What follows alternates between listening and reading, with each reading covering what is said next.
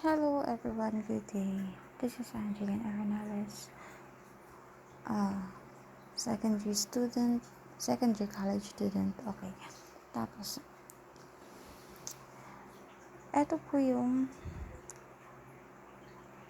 registration form na ginawa ko, na pinapagawa as task 2. Tapos, ayan, naka-HTML. HTML po yung ginamit namin. Then, eto po yung codes niya. Ayan. Tapos, eto po yung kinalalabasan pag niran na.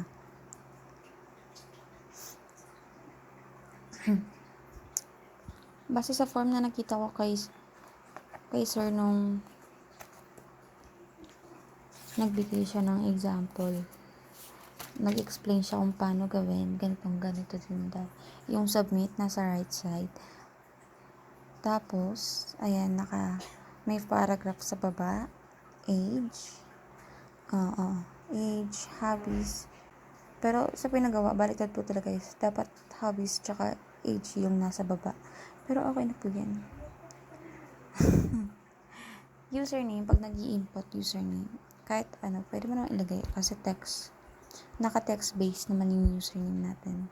Then, sa password, syempre kasi password yan, ayan, naka-hide. Email, alam naman natin pag email, pangalan, apelido. Eto sa gender, girl or boy. Ang ginamit ko dito sa gender is radio para isa lang po yung mapili. Birthday, syempre, ayan.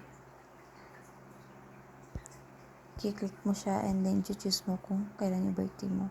Age, syempre number yan kasi age. 19. Ayan.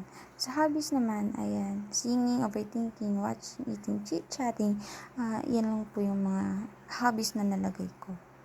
Pero if gusto niyo pong maglagay ng hobbies na wala sa choices, pwede naman po kayong mag-type na lang dito. Uy, sorry. Pwede po kayong mag-type na lang dito kung ano po yung gusto niyo hobbies. Halimbawa, dancing. Ayan. Dancing. Yan natin, Aaron Harris. Password, 1, 2, 3, 4, 5, 6. Email. Ayun. Pangalan, Angeline. Siyempre, babae, birthday, edad. Na gusto ko to, tsaka chit-chatting. Madaldal tayo, mga te.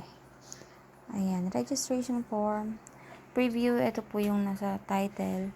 Ito po yung nasa head 1, itong registration form. Tapos, username, password, email, pangalan, apelido, gender, birthday, age, hobbies, and ayan, ito yung paragraph sa baba. It says that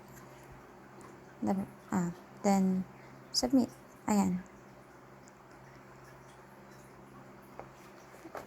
Nakita na natin yung submit. Kanya na po siya pag sinubmit. Mabalik tayo sa codes. Mapapansin nyo po, ito po yung andito. Text-based type lang yung ginamit natin kasi username siya, password sa password, email sa email, text sa pangalan, kasi character yung ginagamit. Gender, ito po yung radio na sinasabi ko kanina, which is, isa lang po dapat yung piliin mo sa choices. Ayan, girl, boy, and then, sa birthday, date. Pwede din naman natin siyang lagyan ng birthday. Birthday. Para mapahaba. Ayun, birthday. Then, age, number. Ayan, number. Then, hobbies. Ayan, pwede po siya pahabain. Then, ayun, eto. Sa submit, kung nagtataka kayo kung bakit, siyempre alam ko naman po pag professional na kayong programmer, alam niyo naman na po kung bakit siya nasa right side yung submit. But, sa iba po na Nagtataka pa lang. Oh. Ito po yung ginamit. P-align. Align right. Tapos, ito. Yung sa submit natin. Input type button on click. Alert. Thank you for signing up. Ayan yung lumalabas. Value. Submit. Tatry natin submit. Ayan. Thank you for signing up. So, as of now po, kahit wala ka pong ilapag dito, napipinot po talaga yung submit kasi hindi ko pa po alam kung anong gagawin para hindi siya mapindot pag walang nakalapag. And then eto, BR. Purpose ng BR is break line. Break line. Anong mangyayari pag tinanggal natin yung break line? Eto po yung mangyayari. Alisin natin itong break line. Break line sa birthday. Ayun. Yung birthday.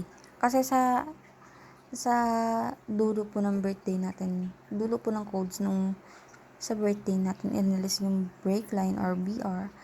So, yung age, yung napupunta dito sa gilid ng birthday. Para po mabalik siya sa dati, babalik natin yung break line dito. Asa na yun? Ayan. BR. Ayan. Ayun, okay na ulit yung codes. So, ayun lang po. Thank you po. Again, I am Angeline Aranales. Thank you, everyone.